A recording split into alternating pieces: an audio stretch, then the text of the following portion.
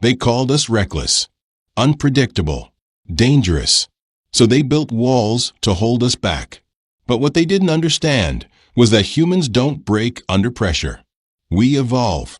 And when the stars tried to cage us, we didn't just break free. We changed the galaxy forever. Before we dive into this story of rebellion, redemption, and the rise of humanity among the stars, make sure you're subscribed. Because this is where legends are born. Dr. Alira Voss pressed her forehead against the frosted alloy wall of the observatory. Beyond the curved glass, the void stretched endlessly, stars blinking like ancient eyes. Etherhold Station drifted in the blackness, an isolated shard of steel light years from Terra, and even farther from Salvation. For 3 long rotations around the local star, she had cataloged alien biosignatures with obsessive precision. But now, something had shifted. Something deeply wrong. The readings on her holoslate confirmed a pattern that had haunted her thoughts for weeks. Every Terran settlement in this quadrant, each one, was encircled by what the Interstellar Accord referred to as stability fields. Officially, these shimmering energy veils were designed to shield humans from volatile radiation bands and predatory xenofauna. But Alira had seen too much, done the math too often. The veils weren't shields. They were cells, containment fences woven from light and energy, confining her people like specimens in a galactic zoo. The radiation warnings were fabrications. The monstrous creatures, carefully seeded legends. The Accord wasn't protecting humanity. It was quarantining them. Footsteps echoed behind her. She turned to find Commander Thane Drayle moving quietly down the corridor. His flight jacket hung open, and weariness clouded his features. He captained the Solace's Edge, one of the rare Terran craft's permitted intercolony passage. And maybe, just maybe, the only soul aboard Etherhold who might not dismiss her truth as madness. "You look like someone disassembled your last working beacon," Thane quipped, but the humor died the instant he caught her expression. "I need you to see this," Alira said, voice tight. "What I'm about to show you will rewire everything you believe about the Accord." She handed over the slate. Thane's brow furrowed as he scanned the cascading data. He was sharp, one of the best. It didn't take long for comprehension to crash through his features like a shockwave. He lowered himself onto a steel bench, silent. "They've locked us in," he murmured. "All of us. Every outpost. Every habitat. Sealed in." Alira nodded slowly. "I've accessed archived signal logs, too. Surveillance timestamps. They've been monitoring us since our first solar breach. Half a century of silent observation. They fear us," she continued. "They watched how fast we evolve. While other civilizations spent millennia crawling into space, we leapt there in less than 100 years after learning to fly." Thane rose, pacing the narrow deck like a caged animal. "So they decided to stall our growth, keep us isolated, keep us manageable." "There's more," she said, swiping to another encrypted file. "They've been interfering, crippling our supply relays, sabotaging shipments, redirecting raw material caches, making sure we stay fragile, dependent, slow." Thane stopped in his tracks and met her eyes, the gravity of it all sinking in. "We need to alert Terra. The Directorate has to see this." "I tried," Alira whispered. "But every long-range transmissions funnel through Accord-controlled relays," Alira continued. "They decide which words travel and which ones vanish. I'm convinced they've been censoring our data feeds for decades." Thane pulled his own communicator from his belt. With practiced urgency, he tried to initiate a secure link to Terra Command. The interface blinked once, then flashed crimson. "Error. Transmission failed." He tried again. Same failure. "Network disruption," he muttered, jaw tightening. "All outgoing lines suspended due to stellar interference." Alira let out a hollow laugh, devoid of mirth. "There's no flare activity. No magnetic surges. The closest star's been stable for months. This isn't a storm, Thane. It's deliberate interference. Thane's gaze darkened, anger eclipsing concern. Then we don't ask for permission. He turned abruptly. Solace's edge runs on autonomous comms, military-grade pulse relays. If we can break the border, we can get a message out. One they can't erase. That's a suicide run, Alira warned. If they catch us bypassing Accord protocols, arrest will be the best outcome. Then let's make sure they don't catch us, Thane said, already striding toward the docking tier. Alira gathered her encrypted data cores and hurried after him. The corridor ahead pulsed with cold overhead lights. As they moved, she began to notice something chilling, more patrol units than usual. Tall, slate-skinned enforcers in charcoal armor lined every critical junction. Their amber eyes scanned passers-by with quiet calculation. She leaned close to Thane.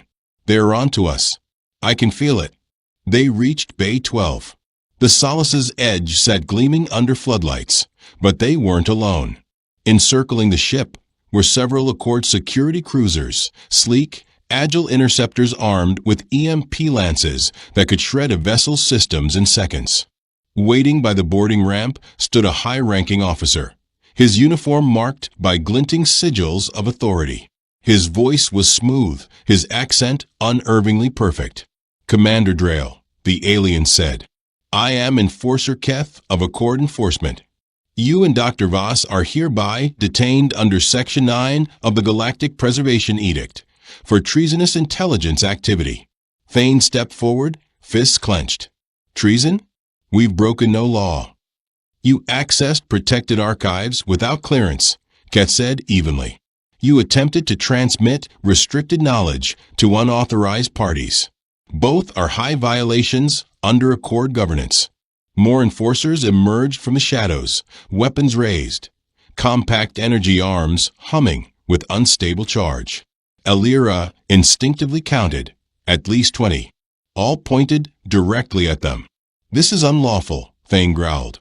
"We are Terran citizens. You have no right to seize us without sanction from our planetary council." Keth made a low sound that echoed like dry amusement. "Commander, your leadership ratified the Integration Covenant 4 decades ago. In doing so, they granted us jurisdiction over all Terran operations within Accord territories." Alira's stomach turned to ice. The Covenant was real, yes, but something in her had always doubted its clarity. Now, faced with the truth, her worst fears crystallized.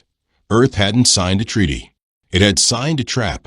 What had been presented as a mutual protection pact was, in truth, a leash, one that gave the Accord lawful dominion over every human soul who dared venture beyond Earth's skies. The enforcers advanced, silent and expressionless. Their weapons remained fixed on Alira and Thane, now close enough to strike. "You will come with us," Enforcer Keth intoned. "You will be detained until tribunal proceedings. Your vessel will be seized for analysis." Cold restraints of humming energy latched around their wrists. As they were marched away, Alira glanced back toward Solace's edge. The crew, Thane's people, were being herded out of the ship in tight formation, each one bound and unarmed. Resistance was pointless. Soon, the last Terran voice capable of sounding the alarm would be silenced. But just before they reached the checkpoint, Alira noticed something, the kind of detail others might miss, but a scientist never would. One of the research skimmers was gone. Bay 4 sat dark and empty. That vessel belonged to Dr. Oren Merrick, a geologist who had departed earlier that morning to scan the mineral belts of a nearby moonlet. If Oren returned to find Etherhold locked down by Accord forces, maybe, just maybe, he'd understand. Maybe he'd stay hidden. Maybe he'd reach Terra before it was too late. 3 cycles passed, and Earth heard nothing. Rear Admiral Ren Halden stood unmoving on the command bridge of the TSV Dauntless, his eyes locked on a navigational grid filled with silence. Blinking red sigils marked once thriving human outposts that had now gone dark. There were too many. Approaching Veltrax Sector 7, came the voice of Lieutenant Kayla Stroud from navigation. Scans detecting wreckage clusters in low orbit of Haven Reach. Wren's jaw clenched. Haven Reach, once a beacon of Terran colonization, had held 50,000 souls. "Bring us in," he said. "Initiate deep scans of planetary surface and orbital perimeter." The bridge fell into solemn quiet as the sensor feed resolved on the main viewport. What they saw drew audible gasps. Where cargo lanes and transport docks should have floated, there was only twisted debris, metal carcasses tumbling lifelessly in space. The settlement below, once a precise lattice of white spires and ordered streets, was now a blackened wound, seared into the planet's crust. "Admiral," said Comm Officer Jalen Rook, voice tight, picking up a weak emergency ping from surface shelters. "Origin unknown. It's faint but real." "Patch it through," Wren ordered. The speakers crackled. Then a voice emerged, fragile, exhausted. "This is Mayor Lyra Voss of Haven Reach. If anyone's out there, please respond." Wren stepped forward, his voice steady. "Mayor Voss, this is Rear Admiral Halden of the Dauntless. What happened down there?" A heavy pause followed. Then came her reply, soft and strained. "They came 3 weeks ago. Accord vessels. Said they were here to relocate us, to protect us from some kind of xeno threat. Claimed our settlement was at risk. That relocation was for our protection." Lyra's voice trembled. "Said we were being transferred to more secure habitats." Wren glanced at his senior officers. His eyes met their silent horror. "Did you resist?" he asked, though he braced for the worst. "Not at first," Lyra whispered. "Why would we? The Accord always claimed to be our allies, our guardians. But then we saw where they wanted to send us." Her voice faltered. "They weren't settlements. They were wastelands, dry atmospheres, barely breathable air. No water, no soil, just dust and silence. Places meant to break us." "How many survivors remain?" Wren asked, his throat tight. Lyra's reply came soft as a ghost. "Maybe 2,000. Buried in the shelter caverns. The rest either taken or gone. Some were forced onto those barren hellscapes. Others they fought back once they realized the truth. The Accord labeled them extremists, called them threats to peace." Stroud turned, eyes wide. "Sir, Accord scouts just dropped into System Edge, 3 light-class cruisers, vectoring toward us." Wren didn't hesitate. "Deploy survival kits and supply crates to the shelters, med packs, nutrient blocks, even sidearms. Then set course for Unity Verge, full burn." "Shouldn't we engage?" asked Tactical Officer Murren Dre. "We're armed, sir. We can hold them here." "Not yet," Wren said, steel in his voice.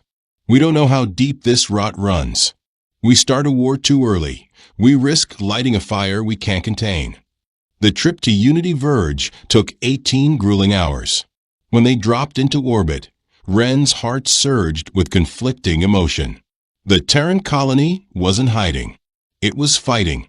Governor Nyla, where stood inside the hardened command dome overlooking Unity Verge's Capital Valley. Holograms filled the air, Accord battleships encircling their atmosphere like a noose. She had rejected the Accord's demands to evacuate. They had returned with threats. Now they sent soldiers. "Governor, we have Terran warships entering system," said Colonel Revik Shaw, her defense strategist. UEF signature confirmed. "They've received our distress ping." Nyla's heart thudded in her chest. "Get me a line to their command ship. Tell them we're under siege and preparing for full evac." Aboard the TSV Dauntless, Wren received her transmission. The situation was unmistakable. A coordinated blockade, Council dreadnoughts orbiting above, while their ground units corralled colonists below. But the colonists weren't submitting. "Sir," Stroud called, astonishment in her voice. "The settlers have weaponized their agritech. They're using harvest rigs and terraforming mechs against the Accord's infantry."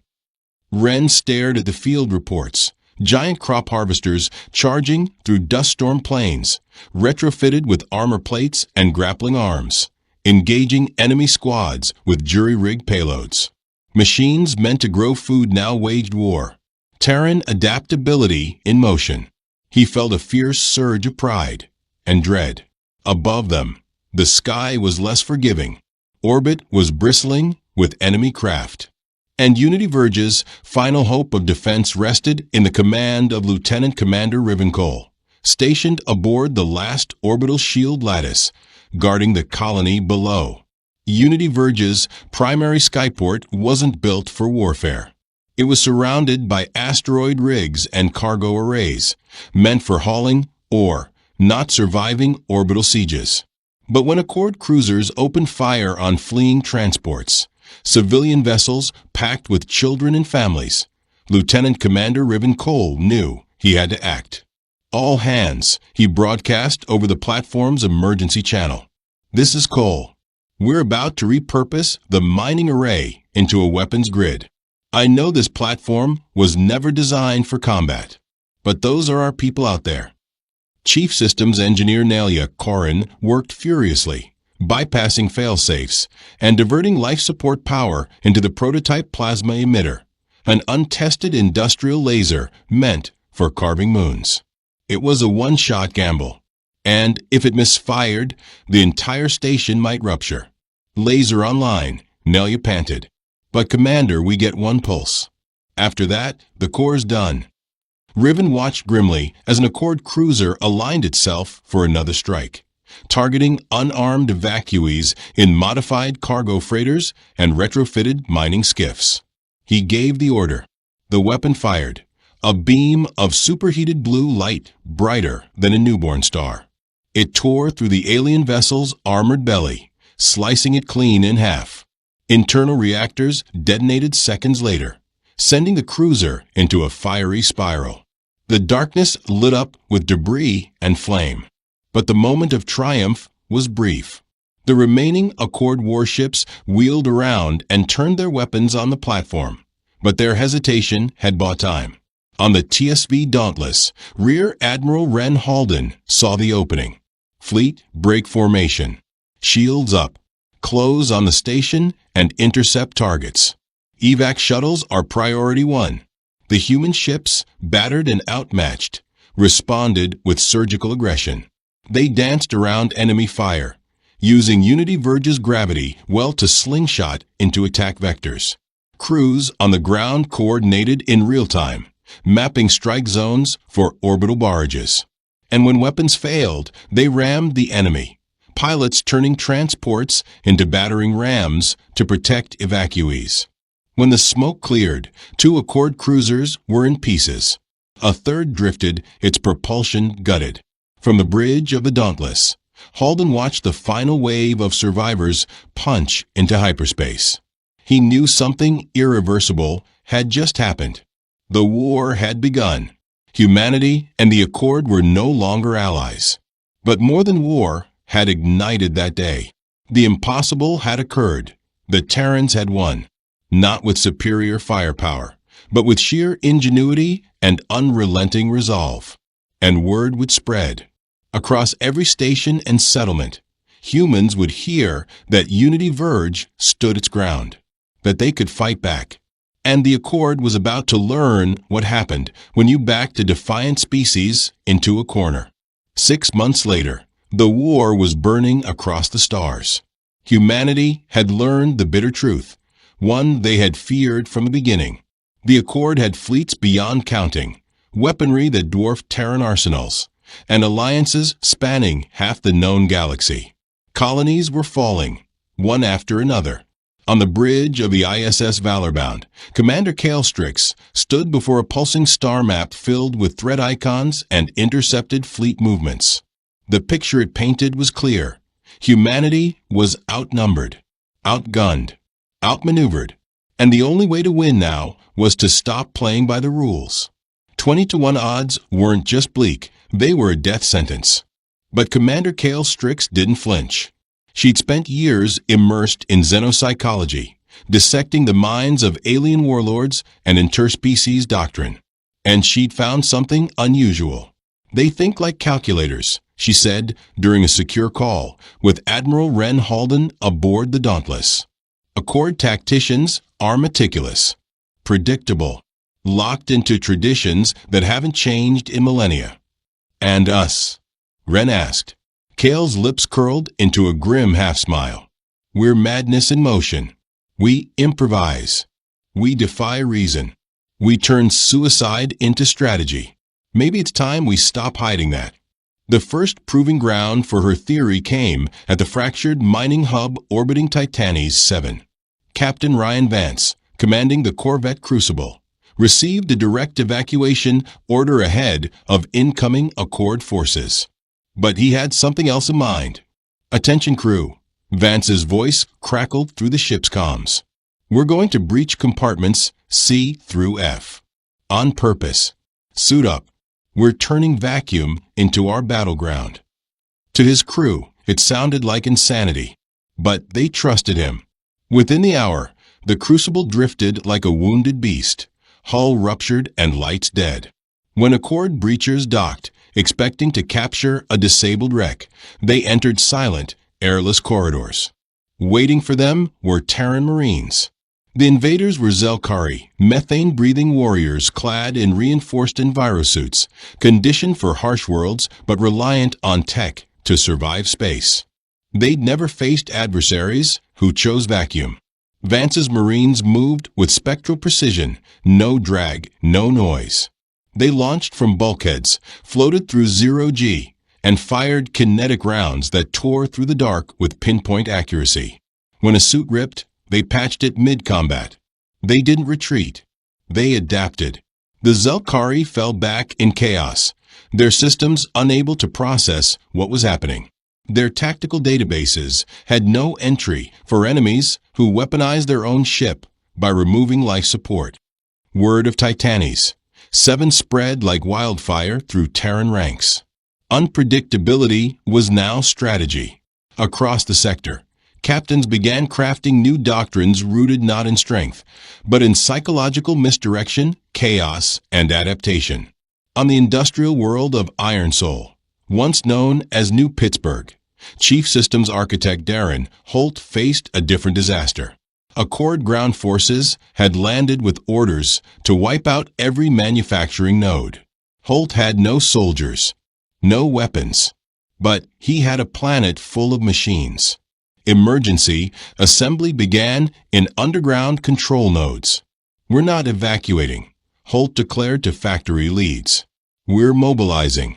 Every diggerbot, every refinery drone, every welding arm. We turn the entire planet into a war engine." Across the steel plains, foundries, and mining tunnels came alive with purpose. Machines meant to build infrastructure were reprogrammed to defend it. The Accord ground commander, High Marshal Trevick, decorated veteran of over 50 planetary campaigns, expected resistance. He did not expect industrial drones laying ambushes, self-replicating constructs forming barricades, or welding bots wielding laser torches as anti-personnel weapons. The invaders walked into a factory that fought back, and the factory was winning. Trevick had mastered conventional warfare. His soldiers were elite, trained for strategic engagements against enemy units, not a world turned hostile. But Iron Soul was no longer just a factory world. It was the resistance. As Accord tanks rolled toward the central industrial complex, the buildings themselves retaliated. Load-bearing construction walkers hurled armored vehicles like scrap. Tunnel-boring drones emerged from below, placing explosives under battalion feet. Even logistics haulers were refitted into rapid assault skimmers, armed with fusion welders and repulsor blasters. Trevick called for immediate air superiority, but his skies had already turned against him. Swarming above were thousands of reprogrammed maintenance drones, forming aerial patterns, diving at fighter wings, clogging sensors with electromagnetic interference. The Terrans had transformed a shipping infrastructure into a hive of death, a full-dimensional war zone where everything moved and everything fought. Back on Earth, deep within a subterranean research node, Dr. Alira Voss worked alongside quantum systems engineer Aaron Kadir on what many considered humanity's boldest gamble. While other civilizations feared synthetic minds, humans had forged them into allies, partners in survival. The Accord species all follow linear doctrines, Aaron said as he ran neural simulations through a floating array of autonomous strike units. Their AI restrictions make them predictable. But ours? Ours are wired to behave like us, spontaneous, emotional, irrational, creative. They weren't building drones. They were building instinct. The first wave of these experimental units infiltrated deep into Accord territory within weeks. Their tactics baffled alien defense systems. One squad would disable enemy frigates without firing a shot. Another would hijack cargo and deposit it untouched on empty moons. No pattern, no logic. That was the strategy. The Accord's command structure relied on predictability. Their algorithms broke down when chaos became doctrine. Even the drones didn't know where they'd strike until the moment they chose. But perhaps the greatest breakthrough came from an unexpected front. Intelligence specialist Rhea Soren had managed to seize an Accord subspace relay tower in the Draxel Expanse. Rather than destroy it, she breached the encryption walls and dove into the Accord's private neural net. What she found shook every assumption Earth's leaders had made. The Accord was fracturing. Behind closed transmissions, once silent divisions were erupting. The aquatic Thauron condemned secret water trading pacts, made without their knowledge. The insectoid Harvac suspected the furred Voreen of securing elite resource lanes. And the radiant energy Luminari? They'd grown tired of being sidelined by biological species that didn't even breathe light. They're not an alliance, Rhea reported to Admiral Halden. They're a fear pact. The fear of us is all that holds them together. Her analysis was blunt, but powerful. If we can show them we're not the monsters they believe, some of them might walk away. That changed everything. Warfare, as humanity had always understood it, was about destruction, about shattering the enemy's ability to strike. But this was evolution. The battlefield had grown larger than guns and ships. It was about perception now. Victory, humanity realized, would not come from overwhelming firepower, but from dismantling their enemy's desire to fight at all. The new strategy crystallized. Unleash chaos through unorthodox tactics, while extending a hand to those willing to leave the fight behind. Make resistance feel futile. Make cooperation feel inevitable. Captain Arlen Vey illustrated this perfectly in the daring raid on the Altari cluster. Rather than targeting fleets or command hubs, his ship bypassed every traditional defense and struck the Altari financial vaults, vast orbital centers that stored the Accord's economic backbone. But Vey's assault didn't kill a single soul. Civilians were evacuated with precision. Then the Terrans erased entire centuries of economic records, asset logs, trade routes, balance sheets, gone in seconds. The Altari were paralyzed. No lives lost. No blood spilled. But their entire monetary system collapsed overnight. Their warships were untouched, but their society was bleeding. The psychological impact rippled across the stars. Within days, 3 lesser Accord species quietly withdrew from a coalition. Officially, they cited domestic priorities. Everyone knew the truth. They feared Terran disruption more than their ships, because they couldn't defend against that. Admiral Ren Halden stood before a starfield of updated status reports. Regions, once unified, now flickering with uncertainty. The Accord was unraveling, not through conquest, but through terror, confusion, and persuasion. For the first time in galactic history, an empire wasn't crumbling from brute force, but from within. Because humans weren't just attacking ships. They were attacking assumptions. They fought with tactics no war college had prepared for, undermining enemy cohesion, weaponizing unpredictability and offering mercy as a tactical weapon. They didn't just think outside the box. They erased the box and built something better. And the galaxy took notice. In the Capitol Dome on Earth, President Sarah Miles stood before the United Planetary Assembly to announce what many thought impossible: a coordinated strike across 12 systems. Not to destroy, not to conquer, but to rewrite the rules. Operation Emberlight, she declared, will strike where they least expect, with methods no one has dared use. But hear me clearly, we will not target cities. We will not harm their civilians. We will attack the idea that war with us is worth the price. 3 days later, Arlen Vey received his new orders. His destination, the Altari Central Reserve, the neural nexus of the Accord's digital economy. Not to steal, not to burn, but to send a message. Who'd be mad enough to hit a civilian finance grid? He mused as the briefing ended. Let's show them. Vey's fleet slipped into orbit undetected, masked by survey ship cloaking patterns and asteroid drift simulations.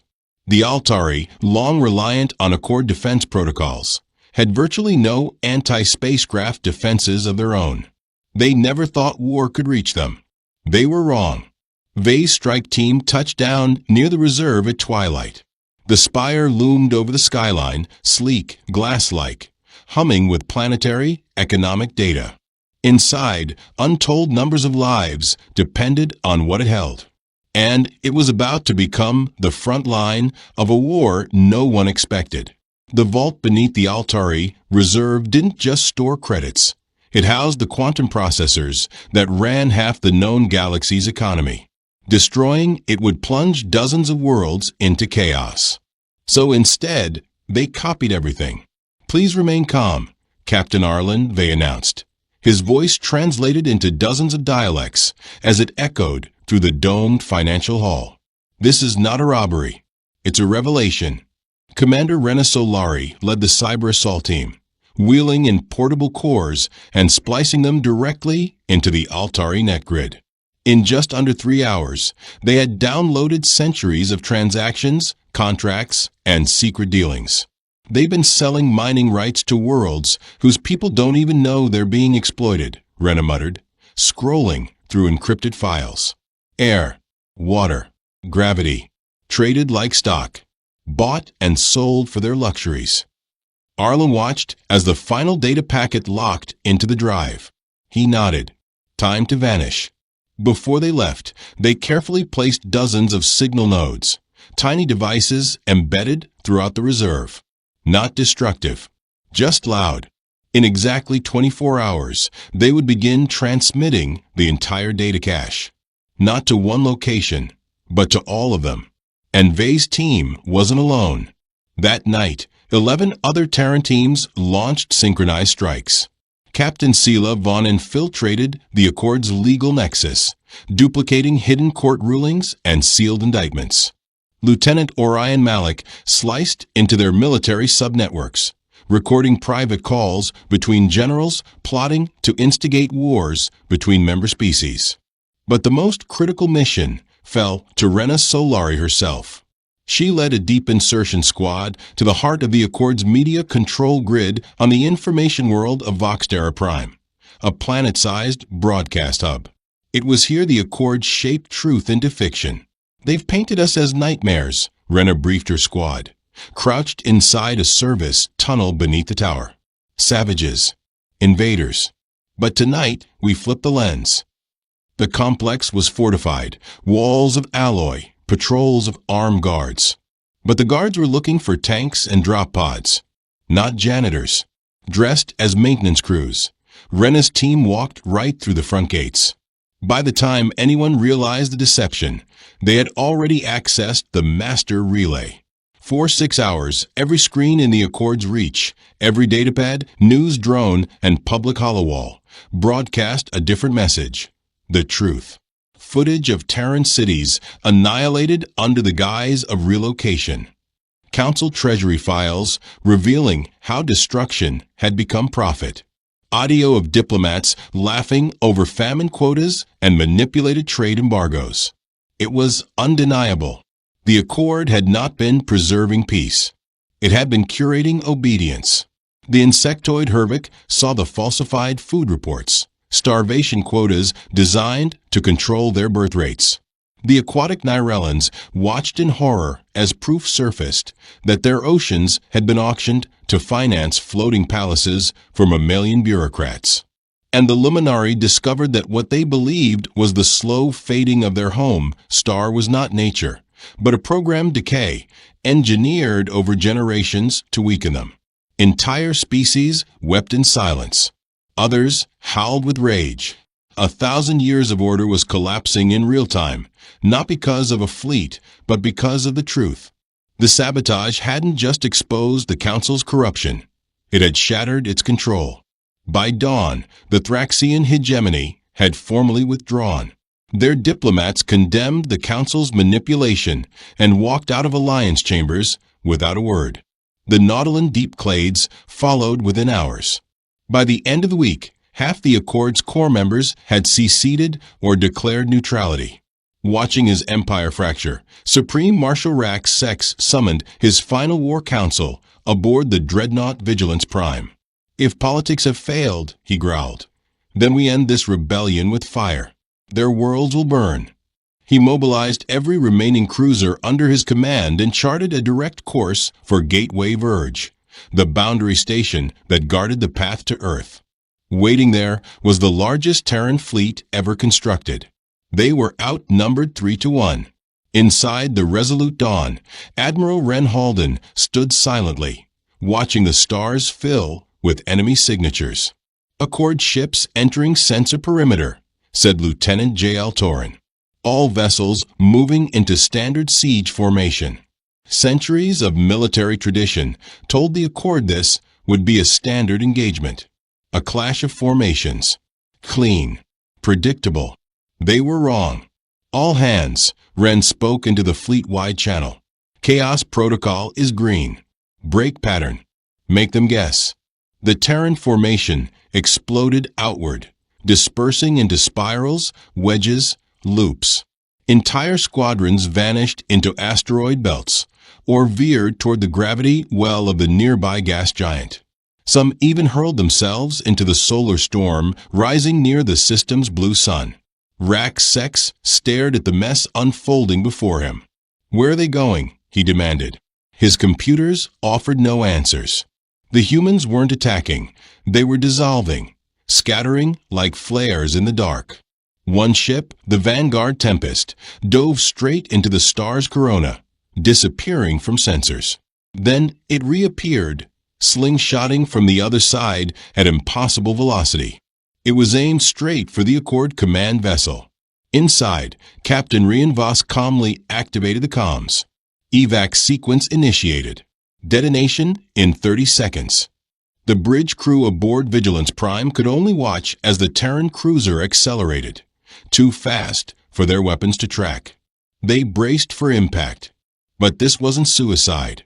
Rien had emptied the ship's cargo bays and replaced them with industrial mining charges, enough to hollow a moon. When it struck, the explosion tore through the Accord's flagship, shredding its bridge and severing its command uplink. Marshal Sex was thrown to the floor. His fleet, the largest remaining in the galaxy, was now blind. The battle descended into chaos. Human ships struck from unpredictable vectors. Communications were jammed with phantom signals. Tactical overlays flickered with false data. Captain Milacor used onboard printers to fabricate armor-piercing rounds mid-combat. Major Aisha Grant's interceptor wing weaved through enemy fire in formations that appeared random, but were drawn from fractal algorithms no Accord pilot could interpret. For 8 grueling hours, the Terrans transformed improvisation into warfare. When the dust cleared, half the Accord fleet had been obliterated, and the rest was running.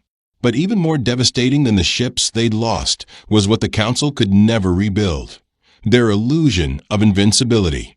Within days, word of the battle flooded every star system. The Great Accord Armada, once feared as an unstoppable force, had been torn apart by a species it called primitive, a species that broke every rule of warfare and won. Neutral civilizations that once stood silent began to ask questions. If the Accord could be defeated, was it truly the rightful authority of the galaxy? In the command deck of the Sol Valiant, Admiral Ren Halden reviewed the scattered sensor logs. The war was far from over, but something fundamental had shifted. The Accord could no longer claim to be the galaxy's inevitable rulers. Humanity had shown the stars a different truth, that ingenuity, unpredictability, and sheer will could shatter even the most ancient empires. Then came the final test. The Terran fleet arrived at Cerulean Prime, the Accord's throne world, on an otherwise quiet stellar cycle. A garden planet, shimmering with oceans and crystalline skies, Cerulean had ruled from the center for over 2 millennia. Every system in the galaxy expected Earth's forces to level the capital. The Accord had tried to erase humanity. Logic dictated that vengeance would come in orbital fire. But Ren Halden didn't give the order. Instead, he opened a full-spectrum broadcast, one that reached every beacon and relay in the galactic web. "This is Admiral Halden of Earth's Defense Armada," he said, voice clear and calm. "To all peoples of every world, today, humanity offers peace, not as conquerors, but as survivors." He continued, "We ask only for recognition that we are sovereign, that we are equals, and that we will not be caged again. We seek no empire, no dominion, only coexistence." In the heart of the Accord's capital, the Elder Voice, a sentient being of starlight and resonance who had guided the Alliance for over 15 centuries, watched from the Citadel spire. In all his years, he had never seen this, a victorious fleet asking for peace. "Bring me their leaders," the Elder Voice commanded his retinue. "I must understand the nature of those we tried to break." 3 days later, Admiral Halden walked beneath the glass-laced halls of the Accord's central chamber, the banners of 100 species glowing softly around him. Beside him walked Dr. Solankale, humanity's foremost xenoanthropologist, and the one who had first uncovered the Council's great lie. The architecture was breathtaking, but Solon noticed something sinister beneath the beauty. Every mural, every tale, every chronicle ended the same way: submission, integration, control. Behind them walked Captain Darren Voss, finally released from the Accord's inner prison. He moved slowly, aged and worn, but his eyes held the weight of truth. "They're not just afraid of defeat," he said, voice low as they approached the Grand Hall. "They're afraid of us because we refuse to belong to anyone. They fear not just the end of this war," Captain Voss murmured, "but the shape of peace that follows. They've never faced a species that doesn't want to conquer, only to connect." They stepped into the Celestium, a chamber built from living light. No doors, no shadows, just a radiance that pulsed like the breath of a star. And in its center, the Elder Voice awaited. He shimmered with shifting brilliance, colors dancing across his form, each hue echoing an emotion. As the Terrans entered, his aura turned to cobalt, curiosity tinged with fear. "You prevail," his voice rippled across the room, vibrating through the crystal air. "Your fleets now command the lanes. Our member races flee our banner. Yet you offer peace, not dominion. Why?" Admiral Halden stepped forward, his voice firm. "Because we never wanted conquest, only the space to define our future. You forced war upon us when you tried to contain what you feared." The Elder's light flared to ember orange. "You spread too rapidly," he replied. "In half a century, you've leapt farther than most travel in a millennium. Your minds outpace logic. Your birth rate outpaces sustainability. We caged you to protect the balance." Dr. Solankale opened her tablet, projecting images midair, records gathered across the conflict. "You were wrong," she said gently. "Yes, we grow fast. But look what we build when we grow." She displayed footage. Human colonies opening their gates to Thraxian exiles, Terran medics curing Nautolan plagues, cargo ships delivering supplies to war-torn Hiver outposts. Aid, shelter, food, freely given, not for territory, not for tribute, only for the right to call others neighbors. The elder voice flickered, his glow dimming, faltering. "These records cannot be true," he said quietly. "Aggression does not share. Competition does not give." "That was your first mistake," Voss said, stepping forward. "You saw how fiercely we fight and assumed it was born from bloodlust. You never asked why we fight." He met the elder's gaze. "We fight to protect, to preserve, not to dominate." Commander Kira Len stepped into the chamber, holding a pulse pad filled with intel. "Reports from liberated systems, sir," she said to Halden. "Thraxian provinces requesting assistance rebuilding infrastructure. Nautolan enclaves offering tech exchanges for water reclamation. Zulkan military groups asking to integrate into joint peacekeeping ops." The elder voice pulsed with white static, astonishment, disbelief. For eons, his kind had ruled through coercion and hierarchy. The idea that trust, not fear, could bind the stars was alien. "What do you seek from us?" he asked at last, his color subdued. Halden looked around the chamber, then back to the ancient being. "Not obedience," he said. "Not power. What we want is to build something better.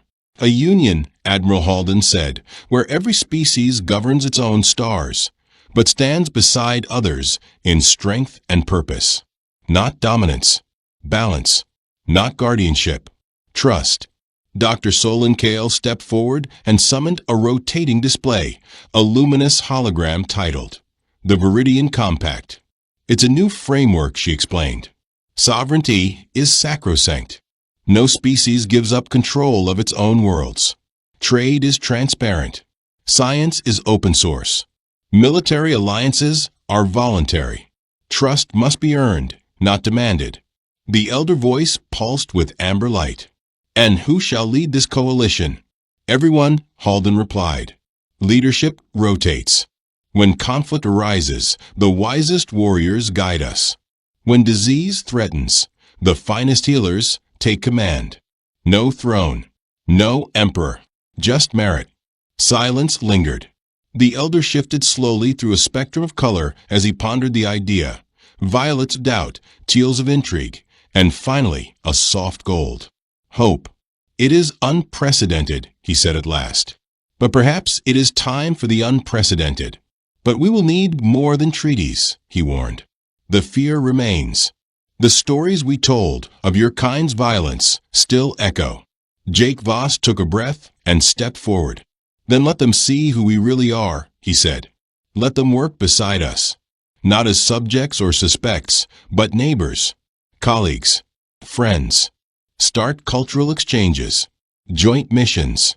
Let truth replace fear, one encounter at a time." And so the rebuilding began.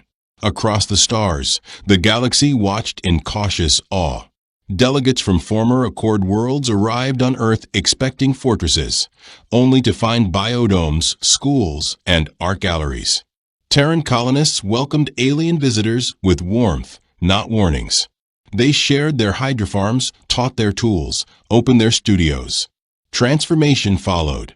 The aquatic Solari learned Earth's oceanic agriculture could save their dying reefs. The radiant Lamari discovered Terran solar arrays could stabilize their sun-fractured systems. The Harkari hive minds, once wary of individuality, found that human social dynamics could enhance coordination without crushing selfhood. Within a solar cycle, the Viridian Compact had been ratified by 47 species. Halden was named first Guardian Marshal, but only by unanimous invitation. His authority was collaborative, never coerced. Dr. Solenkale became the inaugural chair of the Interstellar Knowledge Assembly, where xenobiologists, quantum engineers, and historians from dozens of species mapped the mysteries of life, time, and light together. Yet perhaps the most profound change came not to the galaxy, but to humanity. With survival no longer in doubt, Earth's people turned their gaze away from war and toward wonder. New colonies emerged not as fortresses, but as sanctuaries of learning. Human ships carried scholars instead of soldiers, painters instead of pirates. The banner of Earth became a symbol not of conquest, but of curiosity. And Captain Darren Voss, now Admiral, though he seldom used the title, walked the decks of Illumin's Reach, a vessel of exploration, not battle. His crew? A mix of species who once called each other enemies. Together, they sailed into the unknown, toward systems no chart had ever marked. Not to claim, not to conquer, but to ask again and again what lies beyond. Commodore Arlen Dax stood on the observation bridge of the Astrolese Dawn, the first vessel of its kind, crewed by a tapestry of worlds, bound not by treaties, but shared purpose. As they approached the edge of an uncharted star system, the hum of anticipation echoed through the ship. He glanced toward his Thraxian science officer, whose silver eyes shimmered with anticipation. "It's strange, isn't it?" Dax murmured. "The council tried to cage us, said we were too volatile, too wild to be trusted. All we ever asked for was the sky." He smiled faintly, and once we had it, that fire inside us calmed. The war, born from fear of human ambition, had backfired in spectacular fashion. Instead of domination, it had sparked the greatest alliance the galaxy had ever seen. Human fury, when finally unshackled, hadn't consumed empires. It had incinerated the walls between them. And in the aftermath, the stars whispered a lesson. The gravest mistake you can make with humans is trying to trap them. The most beautiful thing you can do is let them fly free. Because freedom doesn't make them dangerous. It makes them generous. In the end, humanity's greatest triumph wasn't forged in the wreckage of enemy ships. It was in showing the stars that strength could wear a gentle face, and that the most fearsome hearts could also be the kindest neighbors. If this story moved you, inspired you, or made you wonder what else is out there, hit that like button, subscribe for more, and share it with someone who believes the stars belong to everyone. The journey isn't over, it's only just begun.